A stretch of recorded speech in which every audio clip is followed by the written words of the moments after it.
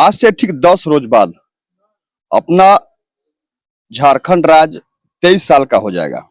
पूरी तरह से राज्य वयस्क हो गया, लेकिन विकास यहाँ पर कितना जवान हुआ, इसी की चर्चा करने के लिए लंबे वक्त से झारखंड में पत्रकारिता कर रहे हैं हमारे साथ अमरकांत जी मौजूद हैं। झारखंड 23 साल का हो गया भैया। कहा जाता है कि आदिवासी विकास की अवधारणा के साथ राज्य का गठन हुआ था। विकास नहीं होता देख कितना विकास हुआ, क्या राज्य तो अपना जवान हो गया, पूरी तरह से वयस्क हुआ, विकास भी पहुंचा कि गोद से नीचे उतरा या नहीं?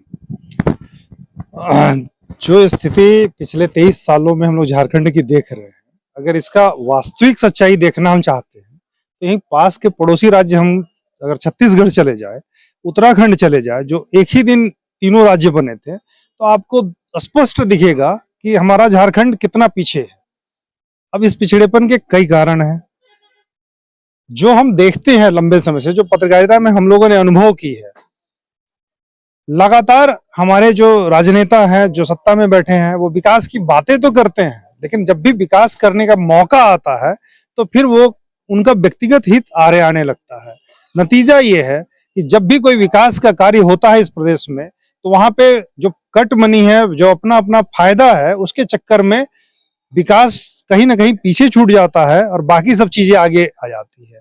अभी आप जैसा कि देख रहे हैं कि कम से कम 3 IAS, कई मंत्री, मतलब कई बड़े नेता और कई सत्ता के दलाल जेल में अभी हैं।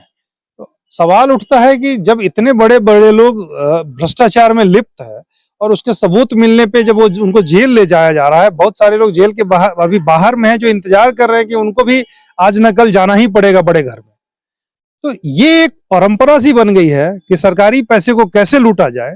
जब सरकारी पैसे का ऐसा लूट मचा रहेगा तो उस स्थिति में विकास की बात तो बेमानी रहेगी। झारखंड का ये एक किनारा कहेंगे हम इस बंशीधर नगर को, यहाँ पे 3 राज्यों की सीमा लगती है, लेकिन दुर्भाग्य है कि जिसकी कनेक्टिविटी इतनी अच्छी है, वहां पे विकास कहीं नहीं दिख रहा है। हम बहुत पिछड़े स्थिति में है यहाँ पे, जबकि यहाँ पे काफी कुछ हो सकता था।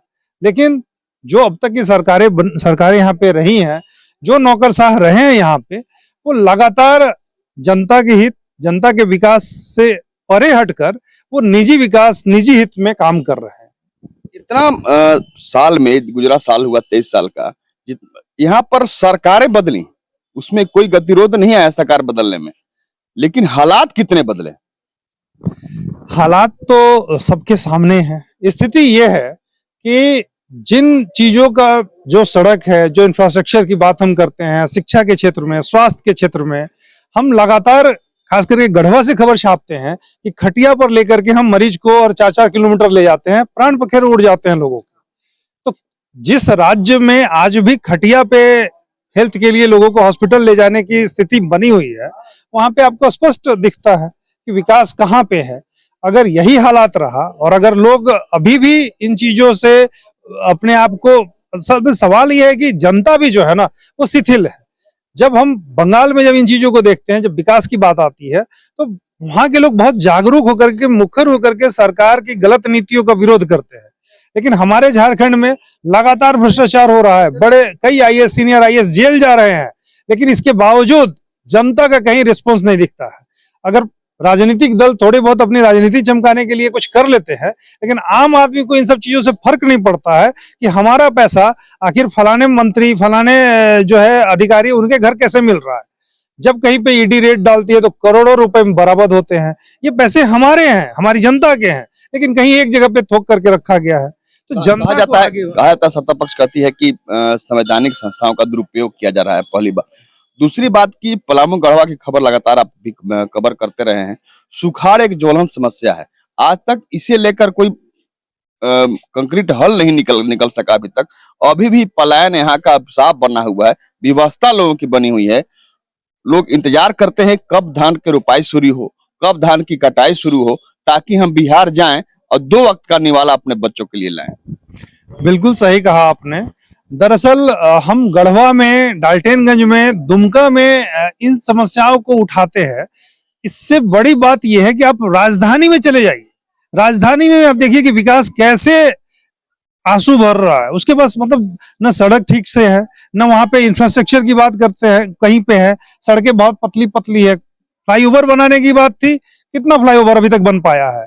जिस बिहार से अलग होने की बात होती थी, आज उस बिहार की राजधानी पटना में आप जाकर के देखिए कि कैसे वहां पे फ्लाईओवर का जाल बिछ गया पिछले 20 सालों में। लेकिन हमारे यहाँ 2 फ्लाईओवर आज तक हम बना नहीं पाए। जो आप सिंचाई की बात कर रहे हैं, राजधानी की बात हम करें तो डैम जो पुराने बने थे, अंग्रेजों के समय बने थे या 60-65 में जो डैम बने थे, उसके बाद आज तक पानी के लिए हम कुछ नहीं कर पाए। आज आधा राजधानी जो है पानी के लिए गर्मी में मग में और बाल्टी में पानी लेकर के घूमते चलते हैं, पानी की तलाश में भटकते हैं। तो वैसे स्थिति में ऐसे सुदूर इलाकों में हम उम्मीद करें कि सरकार यहाँ पर ला करके और यहाँ पे सिंचाई की व्यवस्था कर दे, नहर बना दे, डैम बना दे, जो खास करके बारिश का जल है उसको सिंचित करके हम बहुत विकास कर सकते हैं। अब हमारे बगल के प्रांत उत्तर प्रदेश में देख लीजिए, छत्तीसगढ़ में देख लीजिए, और तो और जहां पे उड़ीसा में आप जाकर के देखिए कि जो कालाहांडी के नाम से उड़ीसा जाना जाता था, कितना विकसित हो गया पिछले 20 सालों में। तो अगर नेतृत्व सही हो तो पैसे तो हैं, लेकिन नेतृत्व ही हमारा ऐसा है राज्य का, ये हमारी बदकिस्मती है कि हम कोई विकास के कार्य नहीं कर पाते हैं। अगर पलामू गढ़वा जैसे इलाके में जहाँ कृषि पे आधारित है लोग, अगर सिंचाई की बात नहीं हो पाई है तो ये हमारा कितना बड़ा दुर्भाग्य है, ये सहज अनुमान लगाया जा सकता है। विधानसभा में भी खबर कवर करते हैं सर आप। विधानसभा में जहां विकास की सारी रणनीति तैयार होती है, लेकिन शुरुआत से जब 2000 में राज बना तब से विधानसभा का सत्र शुरू हुआ, तब से आज तक कभी ऐसा नहीं देखा गया कि चाहे जितने दिन का सत्र हो, सारा का सारा दिन हंगामा का भेंट चढ़ जाता है। चाहे पक्ष में हो, अभी चाहे वो विपक्ष में रहे हो, आरोपित होते हैं विपक्ष के लोग कि हंगामे की भेंट चढ़ जाता है, सदन नहीं चलता है, कोई बातें नहीं होती है जमीनी स्तर पर। पूरे राज्य की जनता, खास करके बुद्धिजीवी जो है, उनको बहुत अच्छे से पता है कि झारखंड में विधानसभा की स्थिति क्या है। आज भी जब हम बात करते हैं कि विधानसभा में स्वस्थ चर्चा हो, तो लोग आज भी आप ही के इलाके के इंदर सिंह नामधारी जी को याद करते हैं, क्योंकि इंदर सिंह नामधारी जी जब चर्चा करते करवाते थे, जब महेंद्र सिंह जी चर्चा करते करवाते थे, तो उसका एक स्तर हुआ करता था। आज सिर्फ छोटी छोटी बातों पे केवल एक दूसरे का पैंट खींचने का काम हमारे विधानसभा में होता है। कभी भी विकास की बातों को हमारे विधायक जो है प्रमुखता से उठाते नहीं है, और जब ये विकास की बातें उठेंगी नहीं, जब उस पर चर्चा होगी नहीं, स्वस्थ चर्चा होगी नहीं, तो विकास तो होगा नहीं। यहाँ के अधिकारी जानते हैं कि यहाँ के राजनेता जो है वो सिर्फ एक दूसरे की पैंट उतारने में लगे हैं, तो वो भी मस्त है, वो अपना काम जो है अपने घरों को भर रहे हैं, वो विकास की योजनाओं में अपना कट पे फोकस किए हुए हैं। जनता का काम, विकास का काम, सुविधा जो बेसिक सुविधाएं हैं उस पर कोई बात हो नहीं पाती है। इसका कारण जो है, सबसे बड़ा कारण है कि जो हमारे राजनेता हैं, जो जिनको चुन के हम विधानसभा में भेज रहे हैं, उनके पास उतनी नॉलेज नहीं है, उनके पास उतनी समझ नहीं है कि वो विकास के विषय पर डिबेट कर सके, वो फैक्ट को उठा करके रख सके कि पिछले 23 साल में, पिछले 20 साल में, पिछले 22 साल में हम कहाँ पिछड़े हैं, क्यों पिछड़े हैं। आखिर हमारे जो नौकरशाह है वो अपने आप को स्वयंभू क्यों मान रहे हैं। राजनेताओं की बात कोई सुनने वाला नहीं है। जो राजनेता है जैसे ही कोई सत्ता में आते हैं, बस उनका अपना ठेकेदारी, दलाली, बस इससे ज्यादा कुछ हो ही नहीं रहा है। हम पत्रकारों को, हम आप कोई हो, नकारात्मक कहा जाता है कि हम लोग जहां भी जाते हैं निगेटिविटी की सोच के साथ जाते हैं, नकारात्मक पत्रकारिता करते हैं, लेकिन हम लोग कहाँ चाहते हैं कि नकारात्मक हमको तस्वीर दिखे। हम तो सकारात्मक तस्वीर दिखाने की भी चाहत रखते हैं, लेकिन सकारात्मक तस्वीर जमीन पर नजर आए तब। बिल्कुल सही कहा आपने। पत्रकारिता को और पत्रकारों को वॉचडॉग की संज्ञा दी गई है। वॉचडॉग मतलब क्या? जो देख रहा है चीजों को और बहुत गंभीरता से देख रहा है। तो राज्य में पत्रकारिता जो है, हम सैल्यूट करते हैं पत्रकारिता को कि जिस तरीके से एक एक इशू को उठा करके और लोग यहां से लेकर के रांची तक छापते हैं, खबरें उठती है, ये हमारी बेबाकी को दर्शाता है। आप दूसरे प्रांतों में चले जाएं तो पत्रकारिता इतनी मुखर नहीं है जितनी मुखर हमारे झारखंड में है। हाँ, एक कमी जरूर है हमारे पत्रकारिता में कि जब कोई निगेटिव चीज होता है, जब कोई नक्सली एक्टिविटी होता है, तो हम उसको बड़ा करके प्रमुखता से छापते हैं। ये राज्य के विकास के लिए जरूरी नहीं है। अगर कोई नक्सली किसी गाड़ी को जला देता है तो उससे एक डर और एक भय का माहौल पैदा होता है, उन चीजों को प्रमुखता से हम छापे। अगर किसी नक्सली को फलाने जी, ढेमाके जी लगा करके जो हम चलाते हैं, तो इससे हम उनका महिमा मंडन करते हैं। लेकिन हालांकि पिछले 20 सालों में आप देखेंगे, 23 सालों में, तो ये जी लगाने की प्रथा लगभग बंद हुई है। जो नक्सली एक्टिविटी में गाड़ियों को 6-6 कॉलम में छापने की परंपरा रही थी पुरानी, उस पे भी लोग थोड़े जागरूक हुए, वो कम हुआ है। लेकिन इन तमाम चीजों के बावजूद पत्रकारिता अभी भी इस मामले में विफल है कि हम राज्य की जनता को जो हक सुविधा मिलना चाहिए वो दिला नहीं पाते हैं। पत्रकारिता को हमेशा विपक्ष कहा जाता है। जैसे विपक्ष का काम है कि सरकार की कमियों को सामने लाए जिससे कि विकास का काम तेज हो सके, तो हम पत्रकारों का भी यही दायित्व है कि सरकार की जो कमियां हैं उसको हम सामने रखें ताकि उन चीजों पे विकासात्मक कार्य हो सके।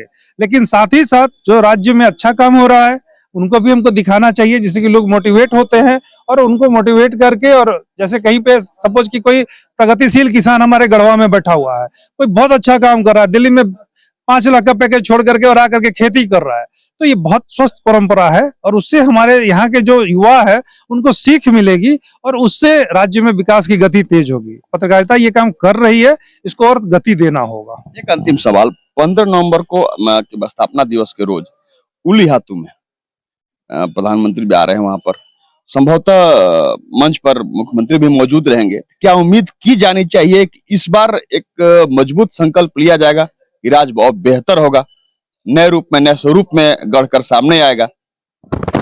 देखिए, उम्मीद पर दुनिया कायम है, बिल्कुल हमको उम्मीद करना चाहिए, लेकिन जो पिछले 23 सालों का हमारा अनुभव है वो ये 15 नवंबर सिर्फ रस्म अदायगी है। उस दिन सरकारें बड़ी बड़ी बातें करती है। इससे पहले भी आदिवासी दिवस हम लोग मनाए, लेकिन क्या इससे आदिवासियों की स्थिति बदली? जो 15 नवंबर में हम लोग लगातार बड़ी बड़ी घोषणाएं करते हैं, वो मंच से घोषणाएं उतर के अखबारों के पन्नों तक आती है और वहीं पे दफन हो जाती है, वो धरातल तक नहीं आ पाती है, लोगों तक नहीं पहुंचती है। लेकिन हमको उम्मीद करना चाहिए कि जो घोषणाएं हो रही है, खास करके प्रधानमंत्री नरेंद्र मोदी जी आ रहे हैं, तो राज्य को कुछ बेहतर मिले, इस उम्मीद से हम लोग हैं और हम उम्मीद करते हैं कि शायद परिस्थिति बदले, सीन बदले और इस राज्य का भाग्य चमके। ये उम्मीद है हमारा। बहुत बहुत धन्यवाद सर। उम्मीद हर साल शुरुआत जब से इस राज्य का गठन हुआ झारखंड का, तब से उम्मीद के आधार पर ही लोग जीवन बसर कर रहे हैं। स्थिति नहीं बदली आज तक। जैसा कि अमरकांत जी ने बताया कि हर 15 नवंबर को जो भी मंच पर मौजूद होते हैं सबके द्वारा शपथ लिया जाता है कि हम राज्य को में विकास की गति देंगे, राज्य विकास के मामले में अग्रणी होगा। लेकिन हालात जस के तस रह जाती है और हम खबर नवीसों को फिर से नकारात्मक कह दिया जाता है। लेकिन हम तो नहीं चाहते हैं, कोई नहीं चाहता है, कोई कलमकार नहीं चाहता है कि हमारी कलम नकारात्मक बातें लिखे। सकारात्मक अगर तस्वीर हमें नजर आएगी तो अखबार के पन्नों पर नकारात्मक तस्वीर नहीं प्रकाशित होगी। इसलिए जरूरी है आप जो शपथ लेते हैं उस शपथ पर खरे उतरें और राज्य जो अपना झारखंड जिसे पिछड़ा कहा जाता है वह एक बार फिर से विकसित होकर अग्रणी राज्यों में शुमार हो।